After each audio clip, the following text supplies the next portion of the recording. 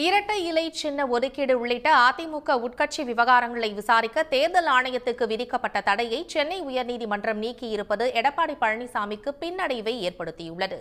அதிமுக பொதுச் செயலாளராக எடப்பாடி பழனிசாமி தேர்வு செய்யப்பட்டதை எதிர்த்தும் அவருக்கு இரட்டை இலை சின்னம் ஒதுக்கீடு செய்யப்பட்டதை எதிர்த்தும் கட்சியிலிருந்து நீக்கப்பட்ட சூரியமூர்த்தி, ஓ.பி. ரவீந்திரநாத், பெங்களூரு புகழேந்தி உள்ளிட்டோர் கொடுத்த புகார்கள் நிலுவையில் உள்ளன.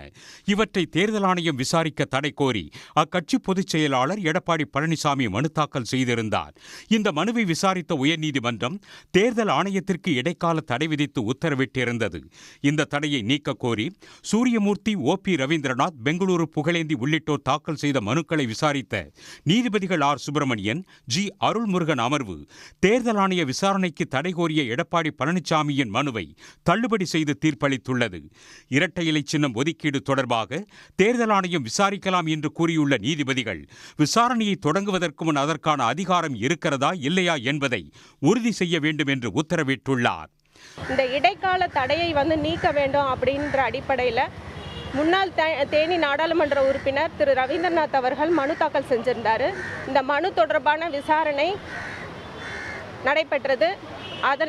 அதன் மீதான தீர்ப்பு இன்னைக்கு வழங்கப்பட்டிருக்கு. அதாவது இரட்டலை தொடர்பாக இந்திய தேர்தல் ஆணையம் விசாரிக்கிறதுக்கு முழு அதிகாரம் இருக்கு அப்படிங்கிற முறையில் அந்த ஸ்டேவை இன்னைக்கு வெக்கேட் பண்ணியிருக்காரு. அதே மாதிரி திரு எடப்பாடி கே. பழனிசாமி அவர்கள் தாக்கல் செய்த வழக்கை தள்ளுபடி செஞ்சிருக்காங்க.